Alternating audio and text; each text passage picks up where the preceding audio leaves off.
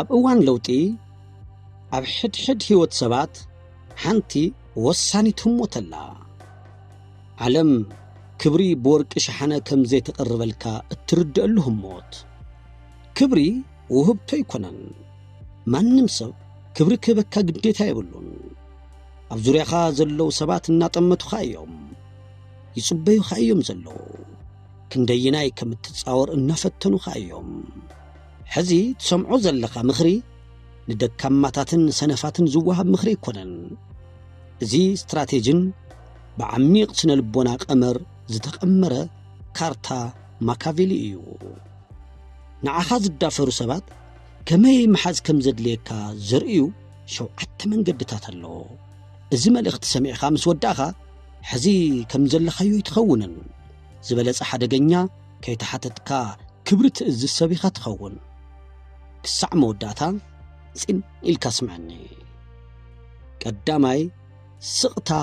ብዝግባእ መለኮ እቲ ናይ መጀመርያን ስባር ሳንቲም ዘይትኸፍለሉ ነገር ንጸላእትኻ ሙሉእ ብሙሉእ ዘጥፍእ ደኳዕኳዕ ዘብል መሳርሒ ስቕታ እዩ ሓደ ሰብ ክብርኻ እንተተንኪፉ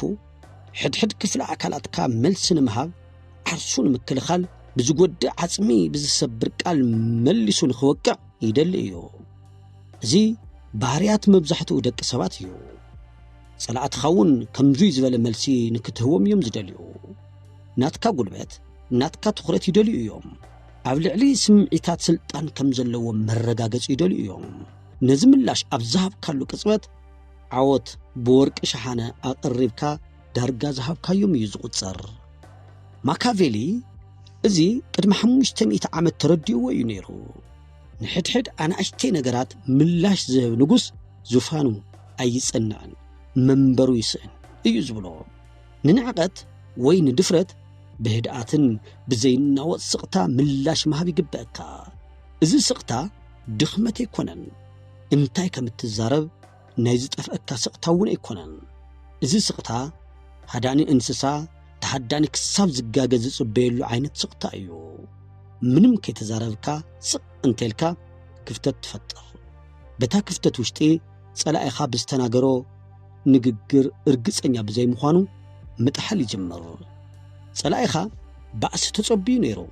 ቁጣኢኻ ተጸብዩ ነይሩ ኮይኑ ግን ስቕታኻ ኣይረኣዮን ነይሩ ስቕታኻ ንጸላእትኻ የጨንቆምን ንባዕሎም ክጠራጠሩ ይገብሮምን እዩ ዝተጋገየ ነገር ገይረ ድየ ኢሎም እታ ህሞት ደጋጊሞም ብዛዕባኣ ክሓስቡ የገድዶም እዩ ኣብዚ ሓሰብ ናይ ምላሽ ሱሰኛ እዩ ጥንካረ ማለት ዓው ምባል ወይ ምጽራፍ ይመስሎም ሓቃዊ ሓይሊ ግን ብዝተፈለየ መንገዲ ይሰርሕ ስቕታ ካብ ዓውታ ብላዕሊ ከም ዝስማዕ ምርዳእ እዩ ስምዐኒ ስቕታኻ ከምዚ ይብል ንስኻትኩም ካባይን ታሕቲኹም ርእይቶኹም ኣብ ናተይ ዓለም ዋጋ ይብሉን ኣነ ዝጻወት ዘለኹ ንስኻትኩም ብዘይ ትርድእዎ መንገዲ እዩ ዝብል መልእኽቲ ኣለዎ ድሕርዛ ቪድዮ ሓደ ሰብ እንተተዳፊሩካ ምንም ከይትብል ገጹ ጥራሕ ረኣዮ እዚ ናይ ስቕታ ጥበብ እዩ ካልኣይ ናብ ህይወትካ ዝኣትወሉ በሪ ዕጸ ኣብዚ ዓለም ትንቀሳቐሰሉ መንገዲ ንዘለዓለም ዝቕይር ሓቂ ትረዳእ ኣብዚ ዓለም ናትካ ምርካብ መሰል ከይኾነ ዕድል እዩ ናብዛ መሬት ትመጽእ ዲኻ ተባሂልካ ፍቓድካ ይተሓተትካን ብዕድል ኢኻ መጺኻ ታናትካ እንቋቑሖ ዝሰበረ ሴል ምስ 10ታት ኣሽሓት ሴላት ተወዳዲሩ ሰይርዋ ስለዚ ግዜኻ ጉልበትካ ትኹረትካ ተኣማንነትካ ንኹሉ ሰብ ዝዕደሉ ነፃ ውህብቶታት ኣይኮኑን ዋጋ ዘለዎም ገንዘባት እዮም ሓደ ሰብ ክብርኻ እንትትንከፍ ኣብ ህይወትካ ውሽጢ ንሓንቲ ሰከንድ ክጸንሕ ብቑዕ ዘይምዃኑ ከረጋግጽ ክኽእል ኣለዎ ተመልከት ብዙሓት ሰባት ኣብዚ ምስ ወጽሑ ይወድቁ እዮም ምስኣንን ብሕታውነትን ስለ ዝፈርሑ ንዕቐት ይዕገሱ እዮም ማካቬሊ ግን ሓደ ነገር ኢሉና ኣሎ ካብ ክትፍቀር ክትፍራሕ ይሓየሽ እዚ ማለት ዋጋኻ ብዘይፈልጡ ሰባት ካብ እትኽበብ ብሕታዊ ምዃን ይሓየሽ ሰባት ካብ ህይወትካ እንትተውጾም እናቐለድካ ይኩንካን ስትራቴጂ ኢኻ ትሕንጽዝ ዘለኻ ناتك عالم درجاتات كم زلو النار خيوم يخا تحت زوم درجاتات زوردة ما نمسب بزي مبرهره بزي دراما يغرز يفلت إذا حساب كان استملو حساب يو نجركن أدلاي يو زدافر الكاسب دوبنا مكر أيو نيرو ملوء بملوء كابيوت كانت توصو نعود راح كيكونا نزملكتو خلو ملأخت تم حلال في خزل لخا نسخا بكبر خات الدرادر يكون كان نزفلت سحتت كال أي عدلي تبن كابزخونا كباب مدفع واقع يوسخيو كل جزي تركب كل جزي ارتبل انتخوينكا عبقد معينهم واقع زي بالكاي خطخون نقرقن ناتكان أممقو مركب برك انتخون حدا سحتت مالت نايزل عالم سحتت كم زخونا انتردو بأخبروت يحزخا ايوم كم تكي بن يلكاتفا انتاك قورو كم زنبرو من نحاسوي التعاسو زي مهلاوكا قالات كمهروم كابزخولون العلي يمهروم يو سالساي سبات أبزير كبول كابوتا حفل كاترخب صبق حنا مفداي زحيلو زبلع مقبئيو يبحل يخون مبر كاب كل زحول بقل دمان صلاة مبرهار هيك السعز سأنو عبي عوت ممزقاويو ننعقد اتزعبي ملاش قونسي يكونن حاف لعل مباليو نعخازن عاقو سبات نابل علي قنع عيلو من مرأي كسعز قددو حاف مبال لعل مبالد لايو سلن الساتوم تحاسبو حد دقيقة كابنات كالع للناس تسرقت جزيئيا زي أترديخا كابل علناخا زور دكا نقر فتسيم كاي تقبر بزعبو ما يتحسب ما كافيلي كم زوالو دمان بلح مراحي نمنغستو أبزي تقمو وقعات حفتتاتو كفسس كباخنا يدلن ككندو يهنز يسفح شمون تصوع صلاعتو كسعزن كتكتو حيالي خون أو نايب على الكعبيت طرحة تقر نعخاز اللو من عقد كم ندار تتقملو نساتهم سلخان توقعو نسخا زي تنكا زي تقرط أمقر حف انت تبل نعقتهم لك زي سماع جاو يخون ددع أو لعلي بزوف سبعي كم زجوه كير كحسبو ازي نساتمون سحتت مخانم نمرقاز كيكونا نسخا تخكلن ياسم مخانكا نبعالخا مرقاز مالتيو لعل انت تبل جاف انت تبتصح حنت قال من نقارة يلي كان عودكا لعلنا قد قوادي دمز شعو زتسحة سب كم زدفرو يسمعهم رابعي بتكباراتو مقال الصوم لببل حدا سون تدافركا ودياو قبر ملسي كان مهاب مشتروم كموسى تقطب صبوق استراتيجي بقدتا يتقعن يصبي يرئي يعزب نصلايو عرسو زسقللو جمد يهو نسبات زدافر سبات زبزح غزي سنه سرعت يبلومن بيغو ويم بإبريتن بسعان عرس امنت زورو يوم سوق الكا انت تعذب كايوم دحري غزي ابكيدي بحر يوم نخلو يزقلز ناتكسرح فراد مخانا يكونن سوق الكا تملكات مخانيو غزي هبوم كم عملهم نخالوت سبات كدافرو يوم صلاة كفريو يوم دلدل كفرسو يوم علم مننتهم تريو يا حدا غزي دما تفطرو سرحاك تسرح محداق طرح انت يكونه مننتهم زرؤيلو كنتات ممتشاو تخيليخا نسخان زترغاغا خان مخنياتهم كون نساتهم بناي بعلتهم قطع انت عبيتن انتفرسو يرأيو يوم سبات دما يرئيوهم يوم نسخا كبرخا حليخا نساتهم انتواردون ترأيو فردو بزينات كاقال يوهاو تعقص تعقصتي دكمت يكونن كخلو زبلزه قتال مسارح ايو حامشاي اتترخ تقوصاصرو حق مالت استغبر ነገር ማለት ከይኮነ ሰባት استغبر ነገር ይሎም ዘአምነው እዩ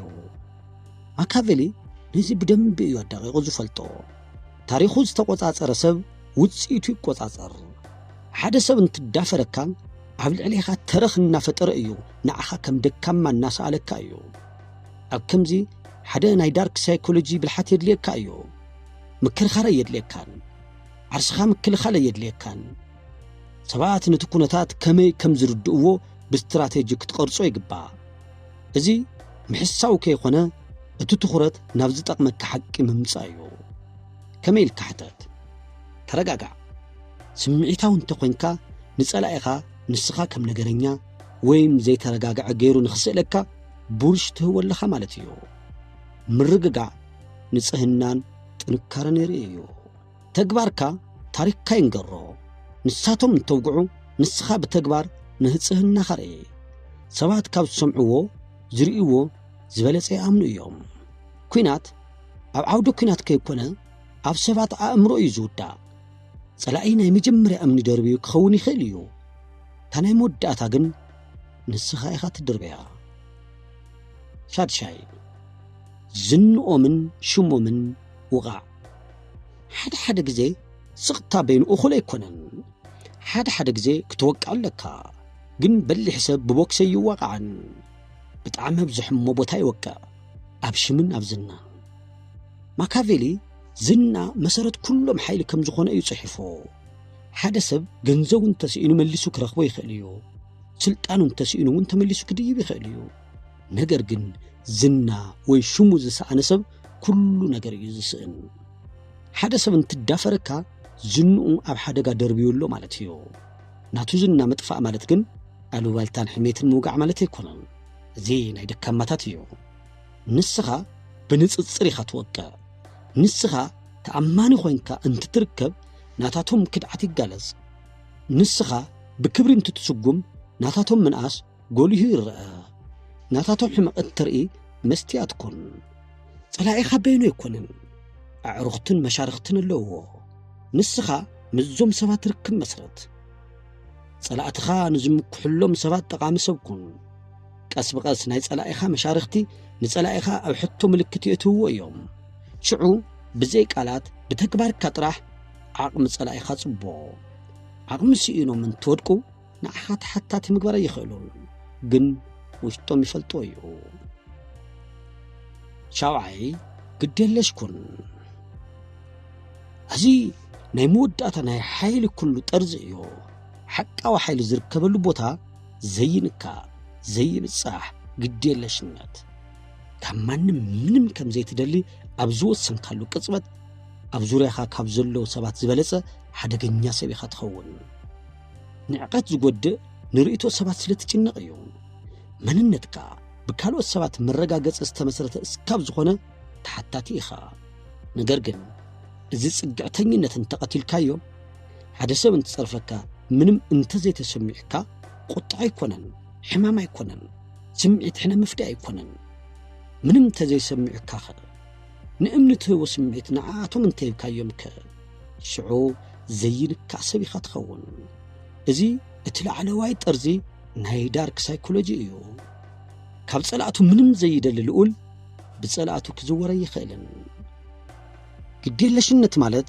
ከምዘይ ትጭነቕ ምምሳል ማለት ኣይኮነን ናይ ብሓቂ ዘይምጭናቕ ማለት እዩ እዚ ውሽጣዊ ስራሕ ይሓትት እዩ ዋጋኻ ካብ ውሽጥኻ ካብ ስታንዳርድኻ ካብ ራእይኻ ጥራሕ ክተግኒ የለካ ኣብዚ ብርኪ እንትትበጽሕ ጉልበትካ ይቀየር ሰባት ሓያልነትካ ይስምዑ ዝነዓቐካ ሰብ ግን ካልኣይ ይሙክር ምላሽ እንትስእን ሓይሊ ከም ዘይብሉ ይርዳእ ሓቃዊ ሓይሊ ገንዘብ ወይም ስልጣን ኣይኮነን ሓቃዊ ሓይሊ ፍጹም ዝኾነ ስምዒታዊ ነጻነት እዩ ማንም ናትካ ውስጣዊ ሰላም ከናጉዑ ዘይክእለሉ ብርኪ ሕዚ መብዛሕትኡ ሰብ ዘይብሉ 7 ቀተልቲ መሳርያታት ተዓጢቕካ ኣለኻ ብጥበብን ብዝተረጋግዐ መንፈስ ተጠቐመሎም እዚ መልእኽቲ ውሽጥኻ እንተነኺኡካ ኣነ ዘይንካ እየ ኢልካ ንበዓልኻ ቃልእቶ ሕዚ ኪድሞ ማንም ዘይነኽኦ ሰብ ኩን እዚ ቪድዮ እንተፈቲኻዮ ላይክ ግበር ካልኦት ተመሳሰልቲ ሓሳባት ቀልጢፎም ክበጽሑኻ ድማ ሰብስክራይብ ግበር ቻው